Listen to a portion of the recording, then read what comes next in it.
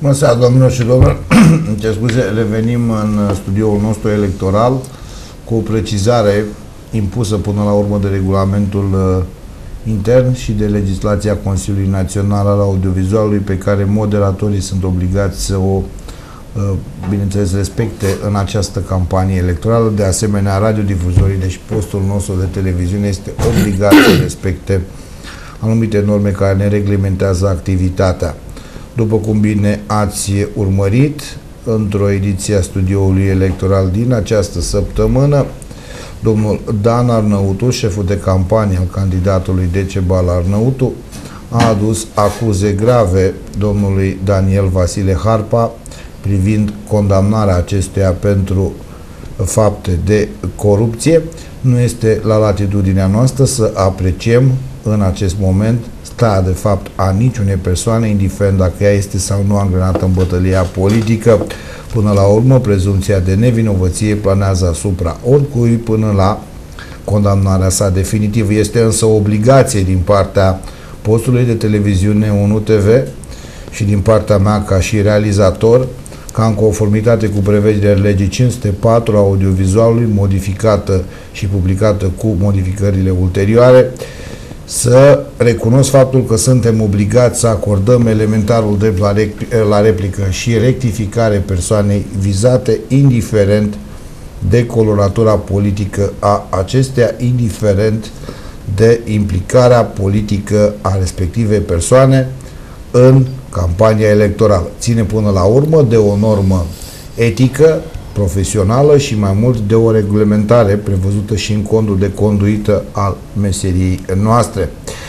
Din acest considerent, respectând prevederile Consiliului Național al Audiovizualului și dispozițiilor sale, i-am invitat astăzi în platou pe domnul Daniel Vasile Harpa, candidat al Uniunii Social-Liberale pentru primăria orașului Târgu Neamț, căruia îi spunem bună seara și bine a venit alături de noi. Bună seara, bine m-am găsit. Alături de domnia sa se află și domnul Ionel Arsene, președinte al Partidului Social-Democrat, filiala Târgu Neamț, șeful de campanie al domnului Daniel Vasile Harpa.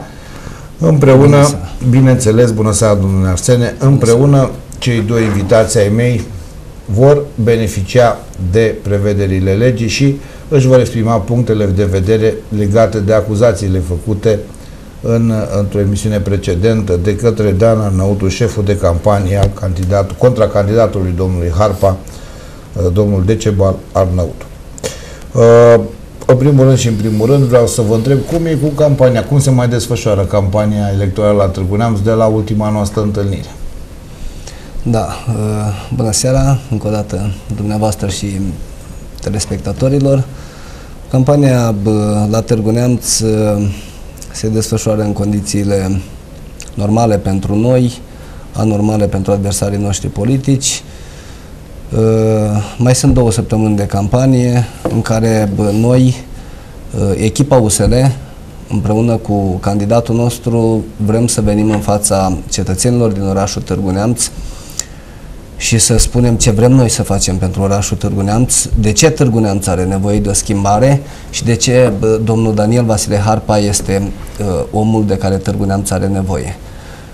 După cum bine știți, la sfârșitul săptămânii am avut onoarea să primim vizita domnului prim-ministru Victor Ponta, însoțit de domnul Crin Antonescu, președintele Partidului Național Liberal, și de domnul Daniel Constantin, președintele Partidului Conservator la Târgu Neamț. Faptul că cei 3 copreședinți ai Alianței USL au venit la Târgu Neamț este pentru noi certitudinea și dovada că după ce echipa USL va câștiga primăria orașului Târgu Neamț, vom fi ajutați și proiectele pe care echipa USL le promite cetățenilor orașului Târgu Neamț vor fi duse la îndeplinire cu ajutorul Guvernului României și pe baza proiectelor pe care noi vrem să le facem. Domnule Harpa, ați fost vizat direct de acuzele aduse de contra candidații noastre. Aș dori să vă întreb în acest moment dacă, într-adevăr, toate acuzele care vi se aduc, tot ceea ce aflăm din presa scrisă, potrivit condamnarea dumneavoastră pentru fapte de corupție sunt reale sau nu. Haideți să terminăm o dată această discuție. Bineînțeles că singurul în măsură să dea un răspuns cât se poate de direct și concret electoratului sunteți dumneavoastră. Da. Domnule Harabagiu, eu nici nu stau în caracter să vin la dumneavoastră la televiziune să-i dau drept la replică acestui domn profesor de sport. Nu. Nu neapărat lui. S-au făcut niște acuzații pe care imediat, am în fața mea documentul din care, și dumneavoastră puteți să-l vedeți, din care scrie destul de clar, dacă dumnealui nu știe să citească și nu știe să-și caute pe internet ce tot spune că avem nu știu ce sentință de fapte de corupție. Eu am aici sentința în față. Eu am intrat într-un dosar penal ca fiind șeful poliției rutiere în anul 2008. Nu are nicio legătură acest dosar cu faptele de corupție. Eu dacă aveam sau dacă eram condamnat pentru o faptă de corupție, vă garantez că la această oră nu eram la dumneavoastră și nici nu mă băgam în campanie electorală sau în scrie undeva în sentința aia că nu planează asupra dumneavoastră nicio faptă de corupție, e foarte important. Deci, și nu pentru sentința are numărul 107, da? Și scrie foarte clar, dar bineînțeles pentru cine știe să citească, scrie foarte clar că nu am nici o problemă cu faptele de corupție. Dacă vreți, dacă îmi dați voie, vă pot citi, da? Întrucât, în urma probatorului administrat, nu au fost relevate date din care să rezulte că aceste fapte nu au fost săvârșite în legătură cu faptele de corupție, nu vor fi reținute prevederile articolului 17 din legea 78, legea anticorupție, astfel cum în mod greșit s-a stabilit prin actul de sesizare. Deci mai mult de atât nu am ce să explic acestui domn profesor, acestui individ care nu are nicio treabă cu legea penală. Deci el nu știe, domnule, el nu știe altceva decât să acuze și să acuze. Dați-mi voie să arăt la cameră. Este vorba despre această sentință. Este sentința penală numărul 107 din 26 septembrie 2011, emisă de către Curtea de Apel Bacău, secția penală. Da? Și o să vă arăt și paragraful, o să vă rog să-mi arătați și paragraful, pentru a nu exista niciun dubiu din partea telespectatorilor că postul de televiziune... Nu știu dacă are rost să pierdem atât timp cu această... Nu, eu vreau să... Deci, dumneavoastră ați explicat foarte clar că nu există niciun indiciu vis-a-vis de faptele de corupție de care v-au acuzat contra candidații. Este la obligația mea să arăt aceste lucruri, tocmai pentru ca telespectatorii să nu înțeleagă că fac un party pris. Descrie clar aici, încadrat. Arătați la cameră. Unde am subliniat cu pixul? Deci, întrucât în urma probatorului administrat nu au fost relevate date din care să rezulte că aceste fapte au fost săvârșite în legătură cu infracțiuni de corupție, nu vor fi reținute conform prevederilor articolului 17 litera C din legea 78/2008, astfel cum în mod greșit s-a stabilit prin actul de sesizare. Bun, am rezolvat această problemă, am lămurit-o din punctul de vedere al... știți cum e, restul e cancan, restul e discuție. Da, deci nu văd rostul acestor acuze făcute de domnul Arnaud. Ei, nu vedeți rostul. E o bătălie electorală. În țara asta sunt o groază de candidați la primărie care au dosare grave, dosare. Și vin în fiecare zi, atât la televiziunea dumnealui, cât și aici la dumneavoastră, și acuz un om. Arunci cu noroi în el. Pentru ce? Dom'le, haideți să discutăm pe proiecte. Haideți să discutăm pe ceea ce vrem să facem.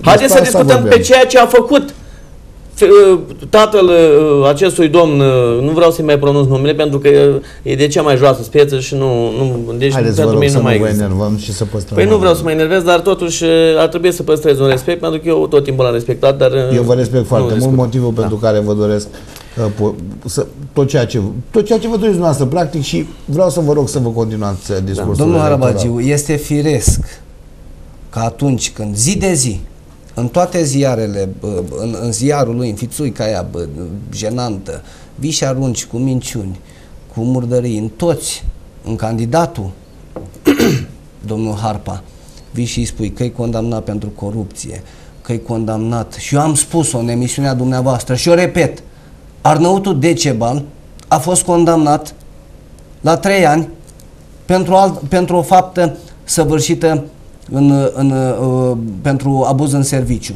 A făcut... o să vă cer probe iarăși. Da, este. Sunt probe, sigur, este sentință judecătorească. Omul a făcut recurs și se judecă. E aceeași chestie ca la domnul Harpa. Ori în condițiile în care tu nu ai altceva, că ei nu au cu ce să dea în candidatul Daniel Vasile Harpa decât cu chestia asta și să vii să minți electoratul. Este de cea mai joasă speță să vii zi de zi și să spui despre condamnare. Pentru că n-ai ce să spui despre omul ăsta. Omul ăsta a demonstrat în cariera lui profesională și în viața lui de om în Târgu Neamț că este un om de bună calitate, este un om care e respectat de oameni și faptul că cetățenii din orașul Târgu Neamț au ales să facă schimbarea și eu vă spun la modul cel mai sincer, în Târgu Neamț se vrea schimbare. Faptul că președintele partidului, Victor Ponta, și premierul României a venit la lansarea domnului Harpa este garanția că noi avem încredere, Partidul Social-Democrat și Uniunea Social-Democrată, Social-Liberală are încredere în domnul Harpa că este un bun administrator și că va fi un bun primar. Nu poți să vii zi de zi și să spui la toată lumea, domnule, Harpa e condamnat, Ionel Arsene nu știu ce face. Candidații la Consiliul Local ai USL-ului, făcuți toți în toate felurile în ziare. Și eu mă întreb, domnule, tu ești un biet profesoraș. În primul rând, înainte să vii și să faci asta, mai fă niște exerciții de plimbare a limbii în gură. Că vii și te exprimi agramat în niște... Să respectăm totuși. Păi respectăm. Ce să respect, domnul Harabagiu? Ce să respect? Un om care nu respectă nimic? Care nu respectă nicio regulă? Care le tremură bocanci în picioare când vede că le fuge pământul de sub picioare și că vor pierde? Și eu astăzi pot să vă spun 100% convins, din ceea ce știu și din sondajul pe care îl avem și s-a terminat ieri sondajul, domnul Daniel Vasile Harpa e creditat în sondajele pentru primăria orașului Târgu Neamț cu peste 55% în preferințele electoratului. Și ei știu asta. Și Decebal Arnăutul știe asta. De-aia disperarea lor este că vor pierde primăria, vor pierde privilegiile, se va găsi tot ce au făcut în primăria aia, pentru că noi vom veni și vom sesiza organele competente, organele de cercetare ale statului și vom cere un audit pe ceea ce s-a întâmplat în ultimii ani în primărie, să vedem cum s-au cheltuit 1500 de miliarde în orașul Târgu Neamț. 1500 de miliarde într-un orășel mic ca Târgu Neamțu și nu s-a făcut nimic. Avem nevoie de școli, avem nevoie de grădiniți, avem nevoie de străzi. Dacă vedeți acum cum arată orașul Târgu Neamț, deci au început să facă niște plombări, au scobit și au lăsat așa totul, fără să aibă proiect, fără să aibă autorizări, le fac după ureche, vor să... Aveți probe pentru faptul că sigur, nu au proiect? Asta a fost sesizat Inspectoratul de Stat în Construcții să meargă și să cerceteze ce se întâmplă la Târgu Neamț. Te-a pus să pui asfalt pe o stradă cu prunт fără să faci rigole, șanțuri, nimic. Deci disperarea primarului Arnăutu a atins cote maxime. Și oamenii vin și ne spun, domnilor, uitați ce se întâmplă. Vă spun, avem o groază de sesizări despre oameni care li s-au luat pământul. Li s-au luat pământul. Trebuia să li se dea pământ înapoi, nu li s-a dat. Sunt oameni, și uitați, v-am adus ca să vedeți că nu vorbesc de rost. Primarul Decebal Arnăutu se judecă cu cetățenii orașului Târgu Neamț în 72 de dosare. 72 stați și le denumim. Îmi trebuie probe foarte serioase pentru această afirmație. Uitați-vă. Uitați-vă, astea sunt probe și eu vi le dau să le vedeți dumneavoastră. Eu am venit cu ele să le vedeți și cu fiecare cetățean în parte care se judecă. Dom'le, când ești un bun edil, nu te judeci cu 80 de oameni din orașul Târgu Neamț. Oamenii ăia sunt nemulțumiți. De ce? Se vede scris acolo în fiecare dosar ce probleme au. V-am spus, are dosare penale, are dosare în cercetare la DNA. Dom'le, el vorbește despre domnul Harpa, care din cauza neglijenței subordonaților într-un accident rutier și că n-a sesizat o zgârietură la un nas, i s-a făcut un dosar penal. El vorbește despre corupție când el este anchetat de organele statului, de DNA, de Departamentul Național Anticorupție. Păi nu poți să faci chestia asta. Eu am înțeles, oricine poate fi acuzat. Însă, haideți să vedem despre ce vorbim. Păi ei n-au cu ce să ia de domnul Harpa. Ei nu au proiecte de dezvoltare a orașului, că dacă aveau, îl dezvoltau. Au 12 ani de zile în care, nu mie, cetățenilor orașului Târgu Neamț nu le-a demonstrat nimic că pot să facă. Au o echipă fără viziune, au o echipă care nu poate să facă mai mult decât au făcut până acum orașul Târgu Neamț. Și el, ca și edil, nu a demonstrat că poate. Minte și minte. Ne ducem în Blebea, ne ducem în Condreni, ne ducem unde cetățenii ne spun, dom'le, de 12 ani de zile ne spune că ne pune asfalt. De 12 ani de zile ne spune că ne face asta. De 12 ani de zile ne spune că ne face... La Blebea, la fel. Când vin apele mari, inundă jumătate de sat. Bun, de acord. Haideți să depășim această luptă, care văd că e cât se poate de crâncenă și până la urmă aș putea să o înțeleg. Haideți să intrăm în concret. Domnule Harpa, sincer, ce proiecte aveți pentru târguneamțeni ca să depășim această fază a contrelor din care până la urmă nu știu dacă o să înțeleagă cineva ceva? Domnul Harabagiu, eu nu am intrat în contre cu absolut nimeni. Nu am contrat pe nimeni, nu am acuzat pe nimeni. Dar dacă ne uităm pe toate ziarele astea, asta din asta se înțelege. Eu nu am acuzat pe nimeni. De acord. Nu am nicio problemă cu domnul Arnautu. Doar atât. În 12 ani de zile să spună cetățenilor ce s-a făcut în oraș concret. Atât. Eu nu pot să-i spun ce am făcut în 12 ani ca și bun, dar ce vă doriți să faceți? Haideți să discutăm pe proiecte, pe ceea ce vreau să fac. Restul e problema domnului Arnautu și a domnului șef de campanie. Deci despre asta vorbeam. Deci, în primul rând, cetățenii orașului... Care e prioritatea zero din punctul nostru de vedere? Prioritatea zero în Târgu Neamț este să intrăm în normalitate din punct de vedere legal. În Târgu Neamț totul se face după ureche. Cum a spus și domnul Arsene. S-a apucat pe ultima 100 de metri să plombeze câteva străzi în oraș. Fără nicio bază legală. Fără o hotărâre a Consiliului Local. Fără nimic. Târgu Neamț este găurit ca după război. Bun, o să vă întreb încă o dată dacă aveți probe pe noastră. Sunt probe, că sunt. Bun, nu, mă scuzați, eu fac datoria. Legea sunt mă obligă. Cetățenii orașului care văd acest lucru. Sunt cetățenii orașului care văd acest lucru. Eu nu pot să cred că vine cineva și plombează o stradă că vrea mușchiul lui, nu știu. Vă întreb, eu nu pot să cred, dar dacă asta aveți probe, așa se întâmplă. Eu vă fac o invitație să veniți în Târgu Neamț să vedeți cam ce dezastru este în Târgu Neamț la ora asta. Astăzi. Azi dimineața am mers pe Târgu Neamț, am dus copilul la cămin. Dezastru. Pe ultima sută. Dom'le, dar de ce nu ai făcut, n-ai plombat acum 3 luni, acum 4 luni? De ce nu te-ai apucat de făcut strada acum 3-4 luni, da? Deci, în primul rând, ăsta este obiectivul meu numărul 1. Să intrăm în normalitate din punct de vedere legal. Nu mai vorbim. Centrul orașului arată dezastruos. Un gard pe mijlocul orașului, flori puse de dragul de a fi puse, care le calcă mașinile și câinii la fel plini de câini vagabonți. Nu sunt soluții, nu au fost soluții 12 ani de zile și acum venim și spunem, facem adunări, dăm un mic șobele la un om și mințim după 12 ani de zile că facem. Mergem în piață. În piață este dezastru. Oamenii din piață le este frică să stea de vorbă cu mine. Eu am mers la fiecare cetățean, atât în piață cât și la fiecare cetățean din oraș. Le este frică să stea de vorbă cu noi, cu mine și cu echipa USL. De ce? Pentru că acest domn Arnautu a instaurat o dictatură în Târgu Neamț. Mamă, ce cuvinte mari folosiți. Asta este adevărul. Cuvânt cam mare. Când a venit vorba de cuvinte mari, domnul le este frică la oameni, domnule. Oamenii li frică pentru că îi amenință pe toți. Merge peste tot și spune dacă... dom'le, e jenant.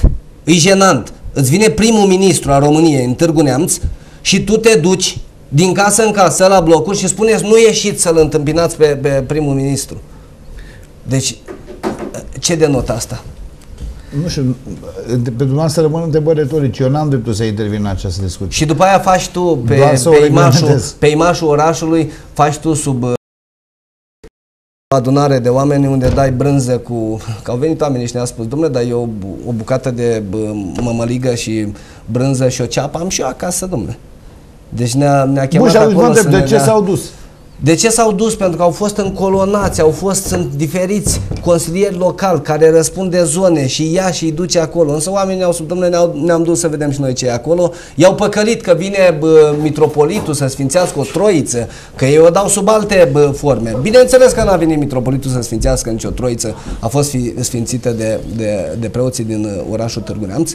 Însă ceea ce doare orașul Târgu Neamț cu adevărat este că plătim 27 de miliarde de lei dobândă la bancă în fiecare an, plătim 27 de miliarde în fiecare an dobândă la bancă, bani care au fost, credite care au fost luați în euro la cursul de 3,37, astăzi un euro este 4,46, din start am pierdut 20%, da? Luăm cursul BNR de 4,46 și ne uităm, păi noi încasăm, veniturile care le încasăm pe primărie sunt în lei. De ce faci, domnule, credit în euro, ca după aia să cumperi euro din lei care ai, să mai pierzi încă diferența de curs și să te duci? Am făcut noi o socoteală, deja ne-am majorat valoarea creditelor cu 32%. Domnule, dacă nu te pricepi, sunt oameni specialiști, domnule, mă duc la o firmă de consultanță financiară și spun, domnule, eu nu mă pricep, că atâta mă duce capul. Învață-mă și pe mine cum să fac creditele pentru orașul ăsta ca să-mi fie ieftin creditul. Plătim atâția bani lunar dobânzi. Bani care s-au luat de la bancă și nu se știe, domnule, ce s-au făcut cu ei. Da? Nu se știe ce s-a făcut cu ei. consilieri locale? Păi noi cerem și cerem peste tot, că asta e marea problemă a orașului Târgu Neamț. Licitații, tot ce s-a făcut achiziții, nu știe nimeni nimic și asta vrem noi să facem. Licitații transparente, să vadă toată lumea, să consultăm cetățenii orașului Târgu Neamț în legătură cu orice investiție care o facem în orașul Târgu Neamț. Și asta i-am spus și domnului Harpa. Vreau să facem dezbatere publică în orașul Târgu Neamț pe orice investiție facem. Să vedem, dom'le, ce își doresc cetățenii pentru orașul ăsta? Care sunt prioritățile? Și una din prioritățile orașului sunt locurile de muncă. Dom'le, n-a făcut nimic în direcția asta. Avem pur și simplu în orașul Târgu Neamț nu mai sunt tineri, toți sunt plecați în afară. Dom'le, sunt atâtea firme și eu știu că au venit firme care au vrut să investească în Târgu Neamț, să dezvolte capacități de producție ca să genereze locuri de muncă. N-au fost lăsați, pentru că o populație săracă este o populație ușor de manipulat. Asta a vrut să facă Arnăutul. Dom'le, dacă îmi vine o firmă, un investitor, român sau străin, nu comentez, vine și spune, dom'le, uite, vreau să fac investiția asta în orașul Târgu Neamț și să dau de lucru la 200 de oameni. 200 de oameni, de lucru, asta înseamnă 400 de oameni care mănâncă de acolo. Păi trebuie să fii nebun să nu-i faci niște facilități fiscale, să-i duci curent, canalizare, apă, tot ce trebuie acolo. Păi omul ăla ți angajează 200 de oameni. Dom'le, n-a făcut nimic, n-a dat voie să vină un supermarket în orașul Târgu Neamț. Tocmai din considerentul ăsta. Că au vrut să vină și n-au fost. Bineînțeles. Domnul Harabagiu, vă dau un exemplu cu parcul de la Cetatea Neamțului. Știu sigur și am discutat cu persoana care a venit să investească în acel parc. Nu s-a putut. Din ce cauză nu s-a putut?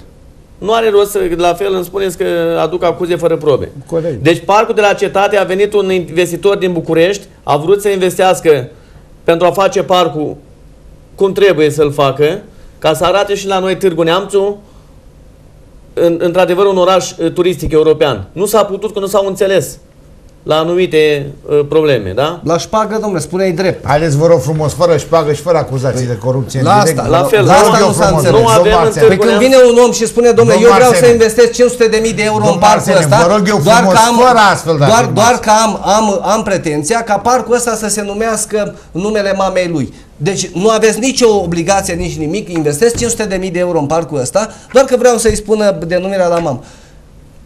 Domnule, da, cum, domnule, asta e pleașcă care îți vine pe cap. De acord, asta nu justifică afirmația. Da, lăsați trecem, haideți să trecem la problema asta la altă cu ce vrea echipa USL să facă. Ce v-a îndemnat să candidați în toată nebunia asta de la Târgu Neamț? Domnul Harabagiu, eu am 2 copii. Corect. Am mai spus și la când a venit domnul Ponta. Vă doriți funcția de primar al Am 2 copii care, unul este elev în clasa 4, celălalt e mai mic, e la Cămin. Dom'le, nu am ce să-i ofer în Târgu Neamț, domnule. Eu vin la Piatra Neamț cu ei la o piscină.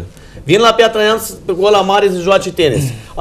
Apropo, eu nu pot să dau copilul la Târgu Neamț să învețe tenis, pentru că acest domn Arnăutu, profesorul de sport, nu face în acest sens ceva. El vine și acuză. Acuză că Harpa e condamnat. Acuză că Arsenie nu știu cum. Acuză că Petraru nu știu ce are.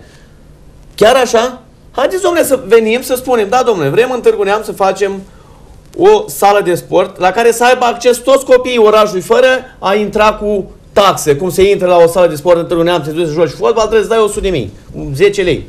Da? Haideți să facem în Târgu Neamț ce avem noi în program, da? Haideți să facem o parcare modernă, da? Cum să o facem? Haideți să facem centrul orașului, să arate într-adevăr orașul Târgu Neamț, oraș turistic, cum tot se spune că e un oraș turistic. Și este normal. Este normal să arate așa, pentru că într-adevăr este turistic. Dar să fie turistic dezvoltat european, nu așa după ureche. Și multe altele. Eu am programul nostru este clar și concis. Dar care e prioritate? Ce anume vreți dumneavoastră să... Nu știu, eu sunt un turist. Ce mi oferă mie pe proiectul său domnul Daniel Vasile Harpa, candidat? Pe lângă faptul că trebuie să intrăm în normalitate, prioritatea numărul 1 să schimbăm fața orașului, domnul Harabagiu. Orașul să fie asfaltat, în primul rând, să fie fără câini vagaboni, anvelopate toate blocurile din termic, că sunt, știți foarte bine, sunt proiecte ale Guvernului, ale Uniunii Europene, în colaborare cu primăria. Deci sunt posibilități de a face ceva în Târgu Neamț. Un minut. Un minut înseamnă 30 secunde pentru fiecare pentru mesajul politic. O să-i dau primul cuvânt domnului Ionel Arsene, șeful noastră de campanie, președintele PSD Târgu Neamț. Mesajul meu pentru cetățenii orașului Târgu Neamț este că noi, echipa USL, am demonstrat prin seriozitatea cu care ne prezentăm în fața electoratului că suntem o echipă care va aduce proiecte și va schimba fața orașului Târgu Neamț. Și vizita domnului premier Victor Ponta în orașul Târgu Neamț e garanția că toate proiectele pe care noi le propunem cetățenilor orașului Târgu Neamț vor fi duse la îndeplinire. Domnule Harpa? Mesajul meu pentru cetățenii orașului este clar și concis. Trebuie să facem schimbarea în Târgu Neamț și aveți încredere că echipa USL-ului, în frunte cu mine, vom face această schimbare pe care cetățenii și-o doresc și spun acest lucru. Am văzut că la sosirea domnului Ponta au fost în număr atât de mare, deci clar, cetățenii orașului doresc o schimbare în orașul Târgu Neamț și să aibă încredere că vom face această schimbare. Doamnelor și domnilor, punem punct acestei ediții a studioului electoral. Fac precizarea că în conformitate cu prevederile Consiliului Național al Audiovizualului și a legii audiovizualului nu voi permite nimănui și niciodată în acest post de televiziune să folosească un limbaj care poate cauza prejudicii contra candidaților politici. Acesta este și motivul pentru care vreau să le mulțumesc reprezentanților mei pentru faptul că au reușit în cele din urmă să se stăpânească, deși bătălia de la Târgu Neamț e o bătălie foarte, foarte aprinsă. Așteptăm și punctul de vedere al tuturor, pentru că Ulu TV rămâne deschis într-o bătălie electorală din care până la urmă aveți de câștigat dumneavoastră. Rămâneți cu noi, ne revedem mai târziu, o zi bună!